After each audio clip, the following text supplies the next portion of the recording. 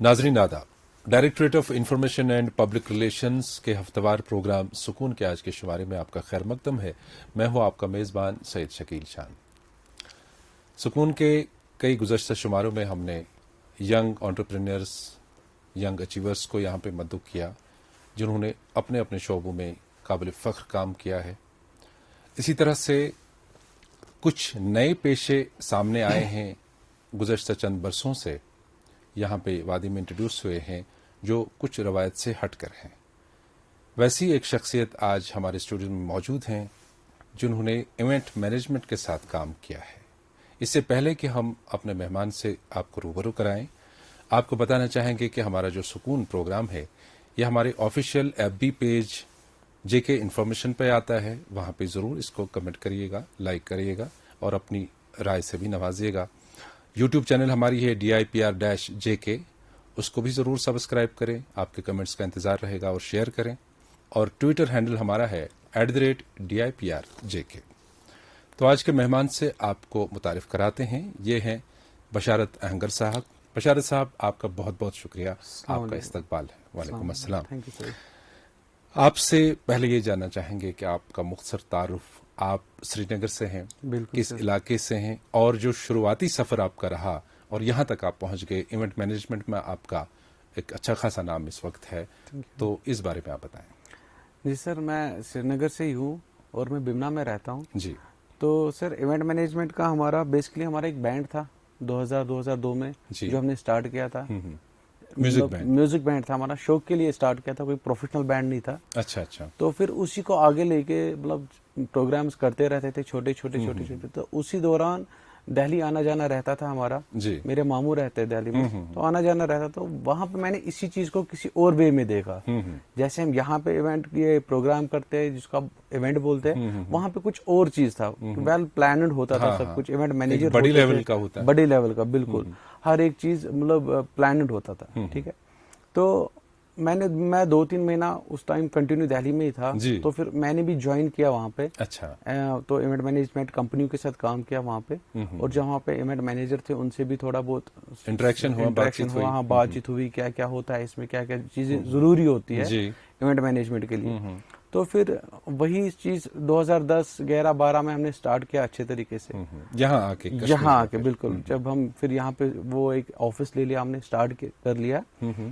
तो फिर उसके साथ ही चलते चलते हमने इवेंट स्टार्ट किए यहाँ पे, अप्रोच किए यहाँ पे, गवर्नमेंट को अप्रोच किया, टूरिज्म को अप्रोच किया, बाकी जहाँ अच्छा जो डिपार्टमेंट्स अक्सर करते रहते हैं बिल्कुल कि हम ऐसे प्लान कर रहे हैं इवेंट का। पहले तो खुद ही हमने इवेंट ऑर्गेनाइज भी किए। अच्छा, पहले इवेंट जो हमने खुद ही ऑर्गेनाइज किए, तो खुद के इवेंट थे। जब तक कि लोगों को पता चला कि इवेंट्स होते क्या है, कैसे होते हैं। तो उसके बाद हमने वेंडर्स भी यहाँ पे देख लिए, क्योंकि हर एक चीज इवेंट में कि हर एक चीज अपने पास नहीं रख सकते। बिल्कुल। जो चीजें चाहिए थी उसके लिए हमने वेंडर्स देख लिए, वेंडर्स के साथ बात की, वेंडर्स ऐसे चुने कि जो वो काम कर सकते हैं। तो उन्होंने भी वो जो इक्विपमेंट इसके लिए चाहिए थे, जैसे कि हमें साउंड सिस्टम चाहिए था, या लाइटिंग चाहिए थी, ट्रस्ट चाहिए थी, स्टेज चाहिए था, या लोगों को बैठने के लिए जगह चाहिए थी, वो ब्रांडिंग जो भी होती है, हर एक चीज उसके लिए हमने वेंडर्स देख लिए, उनके साथ बात की। तो फिर उसके बाद अप्रोच किया कि अब हम अच्छे लेवल पे ये काम लेके जाए। बिल्कुल, चूंकि बशारत जी ये एक नई चीज थी कश्मीर के लिए। हालांकि दूसरी जगहों पे हमने देखा है कि वेडिंग प्लानर्स होते हैं, इवेंट मैनेजमेंट कंपनीज होती हैं जो एक ब्रॉडर लेवल पे और वेल ऑर्गेनाइज्ड तरीके से काम अंजाम देते हैं, इवेंट्स करते हैं। यहाँ पे एक नई चीज थी जो जैसा कि हमने भी देखा है, कहीं पे छोटे मोटे प्रोग्राम, स्टेज प्रोग्राम्स होते हैं, म्यूजिक बैंड आया, सिंगर्स आ गए, उन्होंने परफॉर्म किया, एक्टर्स ने परफॉर्म किया और चले गए, और एक मामूली सा स्टेज होता था।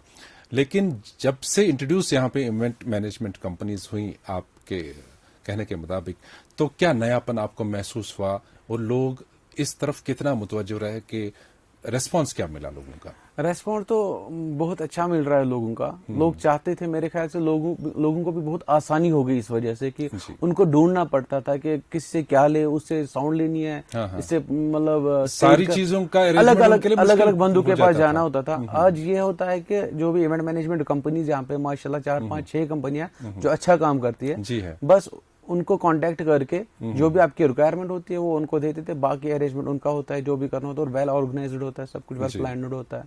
तो जिमनी आपसे पूछना चाहूंगा कि आपकी इवेंट मैनेजमेंट कंपनी का नाम क्या है? जी, मेरी इवेंट मैनेजमेंट कंपनी का नाम इनोवेटिव कश्मीर है। इनोवेटिव कश्मीर, बिल्कुल। 2014 से मैंने इसको रजिस्टर्ड किया है। अच्छा। 2014 से मैं इसको रन कर रहा हूँ। तो ठीक है, तो शुरुआत जो आपने की यहाँ की, जैसे कि आपने कहा कि आप एक म्यूजिक बैंड को लेकर के चलते थे आगे, फिर आप दिल्ली में इंस्पायर हुए, इवेंट मैनेजर से मिल के उनसे बात करके वहाँ काम करके, तो यहाँ पे आपने शुरुआत की। फिर फर्स्ट इवेंट आपको याद होगा जो आपने ऑर्गेनाइज किया, जिसमें आपने सिंगिंग बैंड, म्यूजिक बैंड के अलावा बाकी चीजें भी अरेंज की हों?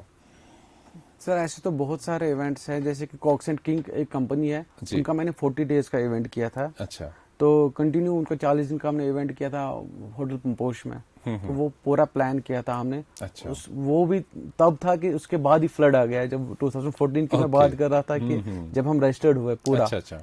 मतलब जो भी रजिस्ट्रेशन हमारी रिक्वायरमेंट होती है, फॉर्मेलिटीज आपने फॉर्मेलिटीज करके 40 दिन का इवेंट किया था। उसके बाद जो कश्मीर में वो अच्छा, फिर तो सैलाब आ गई। बिल्कुल। उसके बाद तो एक चीज है कि ऑल टुगेदर एक नया एक्सपीरियंस था जो आपने पहला इवेंट किया, और इतना 40 डेज का एक तवील एक अरसा होता है कॉक्स एंड किंग का, वो आपने ऑर्गेनाइज किया। तो कितनी दिक्कतों का सामना आपको करना पड़ा, क्योंकि आपको इन चीजों की आदत नहीं थी, आप बैंड को हैंडल कर पाते थे मुश्किल से।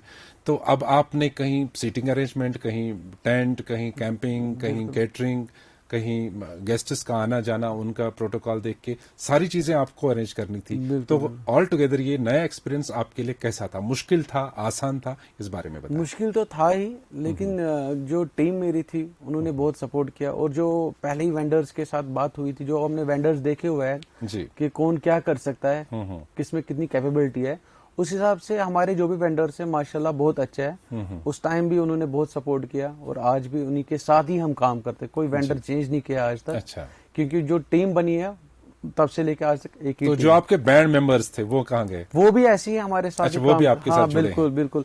बेसिकली उनमें से 2-3 जो है वो वेल सेटल हो गए। एक तो मुंबई में ही सेटल हो गया, नाम सुना होगा आपका, रफीक, मिस्टर रफीक खान जी, सिंगर है। बिल्कुल बिल्कुल, वो सेटल हो गया। और हमारा एक फ्रेंड है अशरफ, वो अभी हमारे साथ ही है, और वसीम भाई वो भी मेरे साथ। अच्छा, वसीम भाई भी अब अपनी कंपनी स्टार्ट की हुई है, वो भी काम कर रहे हैं अपना। यानी आपके साथ अभी भी जुड़े हैं, और जहां भी म्यूजिकल फंक्शंस होती हैं, इवेंट्स होते हैं, उनमें हिस्सा लेते हैं। बिल्कुल बिल्कुल, इकट्ठा ही करते हैं। तो बशार साहब, चूंकि इवेंट मैनेजमेंट का जब नाम आता है, उसमें एक वेडिंग प्लानिंग का भी एक खासा शोबा है बड़ा, क्योंकि लोग अब चाहते हैं कि जैसे आपने कहा कि उनके लिए बड़ी आसाइश होती है, सुविधा होती है ये कि एक ही शख्स के पास हम चले जाएं, उसके जिम्मे सारा कुछ कर दें। तो ये मेरे ख्याल से गवर्नमेंट डिपार्टमेंट से ज्यादा तब मुश्किल पड़ जाती है जब एक इंसान के घर में शादी ब्याह या कोई और फंक्शन होता है। एक इंसान बहुत सारी चीजों में फंसा होता है, जिसको बेटे या बेटी की शादी होती है, तो उसके लिए एक ईजी रहता है कि एक इंसान से कॉन्टेक्ट करके एक मैनेजमेंट कंपनी को अपना सारा काम सौंप के वो फ्री रहता है। तो आपने वेडिंग प्लानिंग भी इसमें अंजाम दी होगी, तो कब शुरू sir event management, wedding planning, ये एक सर्विस जो है ना, वही काम बिल्कुल सर्विस इसमें प्रोवाइड करनी होती है, और वो भी बेस्ट सर्विस जो हमारी कोशिश रहती है कि हम अपनी तरफ से पूरा कोशिश करते हैं कि हर एक चीज बेस्ट देने की। बिल्कुल। तो वेडिंग में क्या होता है, थोड़ा बहुत जो वेडिंग डिजाइन करनी पड़ती है कि कहाँ पे वो लोकेशन क्या है क्या नहीं है, उस हिसाब से हम वेडिंग्स भी देखते हैं। तो वेडिंग्स का लेकिन मेरे ख्याल से यही कुछ 2018 से ज्यादा अप्रोच 2-3 साल से ही हो गया कि ज्यादा अप्रोच होने लगा वेडिंग्स का।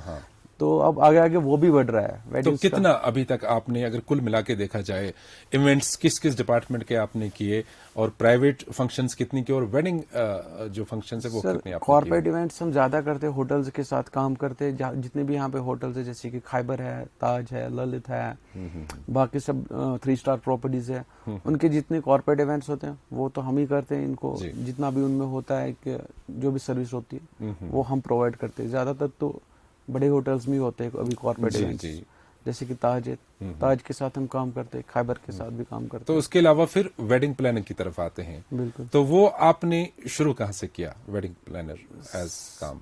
सर एक्चुअली मेरा एक कजन है, वो काम करता था यहाँ पे दिल्ली में, वो काम करता था।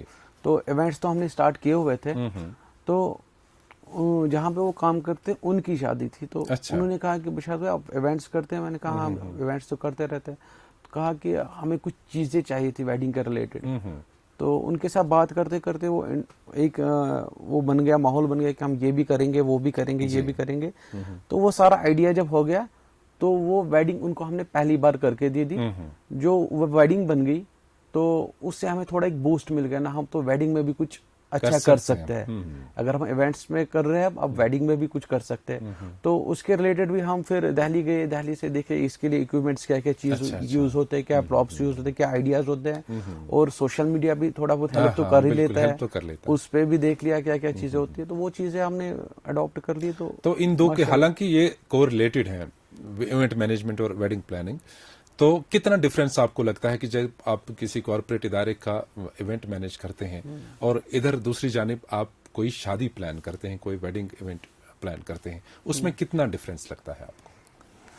सर तो मुझे तो डिफरेंस कुछ नहीं लगता, क्योंकि जिम्मेदारी वो भी होती है, जिम्मेदारी ये भी होती है। बात। क्योंकि कॉर्पोरेट इवेंट में क्या होता है कि जो भी लोग आए होते हैं, चाहे बाहर से आए हो यहाँ से आए हो, उनका इवेंट सारा हम पे ही डिपेंड होता है कि इवेंट मैनेजर को ही मैनेज करके देना होता है सारा। खुदा ना करे कुछ ऐसा वैसा हो, उनको भी सेम वही प्रॉब्लम हो, चाहे वेडिंग हो, सेम जिम्मेदारी इवेंट मैनेजर पे ही होती है। प्रॉप्स कहीं पे डिफरेंट होते हैं। हाँ, खाली कि वेडिंग में डेकोर ज्यादा यूज होता है, तो इवेंट में डेकोर ज्यादा यूज नहीं होता है। तो उसके साथ आप केटरिंग भी, केटरिंग बिल्कुल, वो सर्विस भी केटरिंग प्रोवाइड करते बिल्कुल सारा।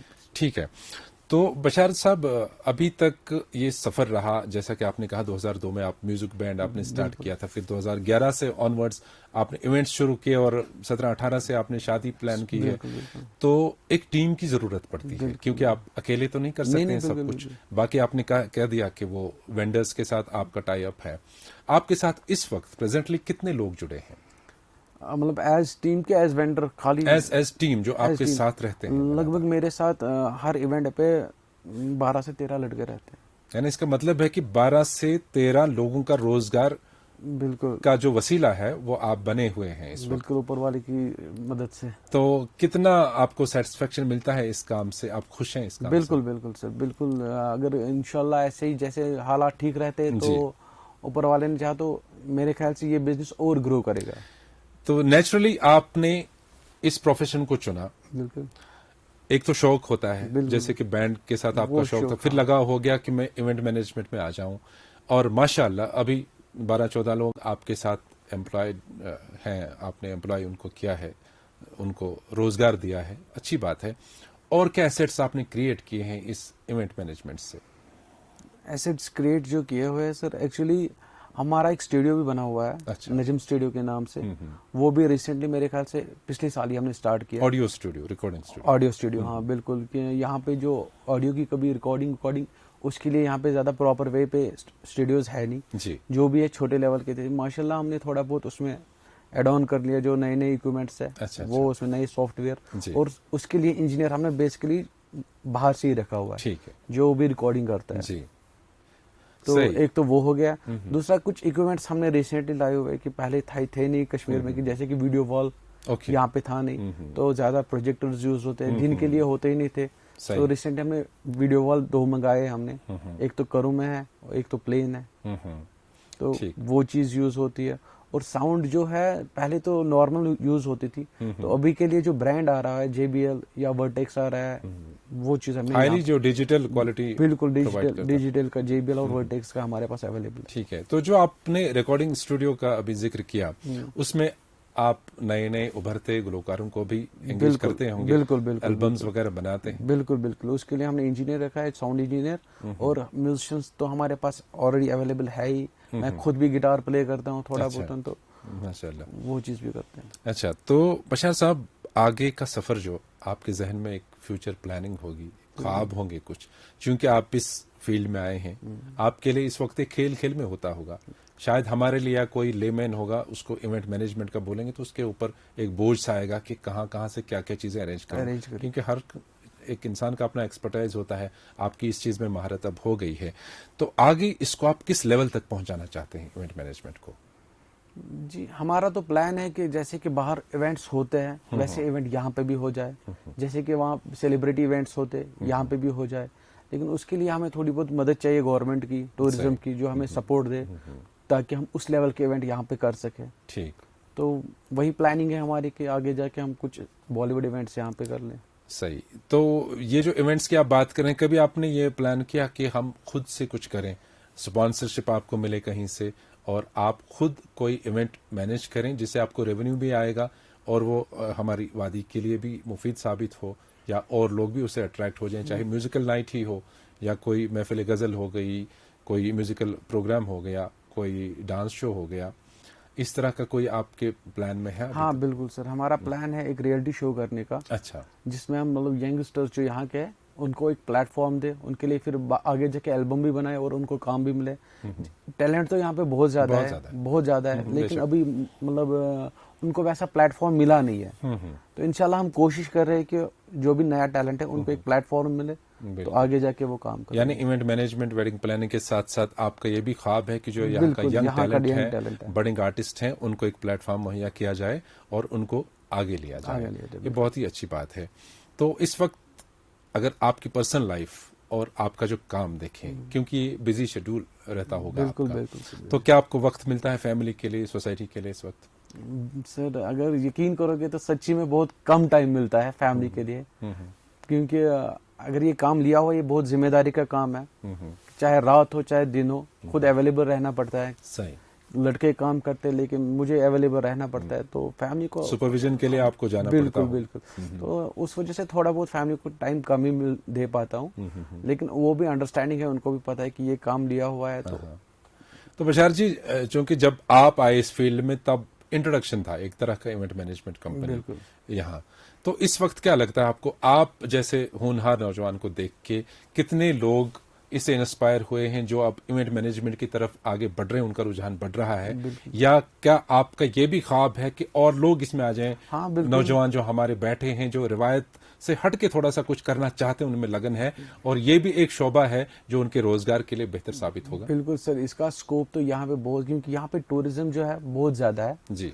तो अगर लोग चाहते हैं कि लड़के यंगस्टर जो भी है या जो भी लड़कियां है जो भी है, वो इसमें कर सकते हैं काम, इवेंट मैनेजमेंट कंपनी बढ़ा सकते हैं, अपनी कंपनी कर सकते हैं, स्टार्ट कर सकते हैं, क्योंकि यहाँ पे इसका जो एक्सपोजर बहुत ज्यादा है। बिल्कुल, क्योंकि ये जो है टूरिज्म रिलेटेड खूबसूरत वादी है, इसमें अच्छा फ्लो रहता है, फ्लो तो रहता है। और यहाँ पे अभी 4-5-6 कंपनियां जो काम करती हैं वो भी नहीं कर पाती है काम, क्योंकि उतना फ्लो रहता है काम। अच्छा, यानी अभी यहाँ पे 4-5 इवेंट मैनेजमेंट कंपनियां काम करती हैं, काम करते हैं, तो जो एडुकेट है नहीं इस वक्त कमी महसूस हो रही है कि और भी लोग आने चाहिए। हाँ, और भी लोग आने चाहिए, बिल्कुल आनी चाहिए।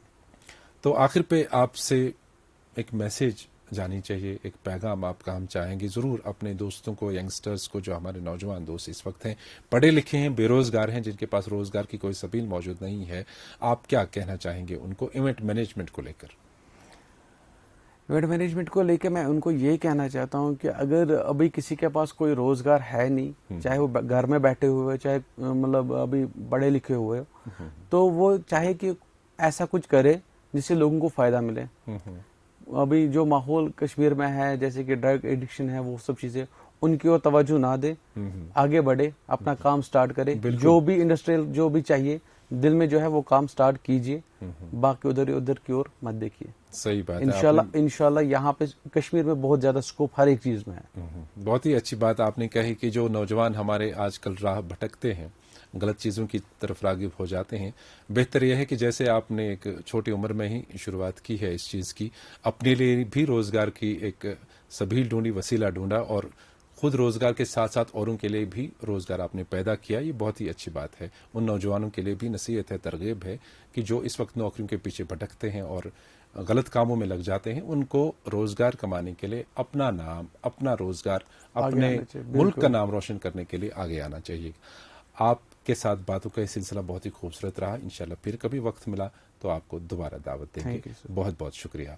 नाजरीन, आपको फिर याद दिलाते हैं कि आप हमारे जो सुकून के जितने भी शुमारे हैं आप हमारे FB पेज JK इन्फॉर्मेशन पर देख सकते हैं। इसी तरह से YouTube पर DIPR-JK के नाम से हमारी चैनल है, उसको ज़रूर सब्सक्राइब करिएगा और कमेंट भी करिएगा। ट्विटर हैंडल हमारा है @DIPR-JK। आज के प्रोग्राम से दीजिए हमें इजाज़त। खुदा हाफिज।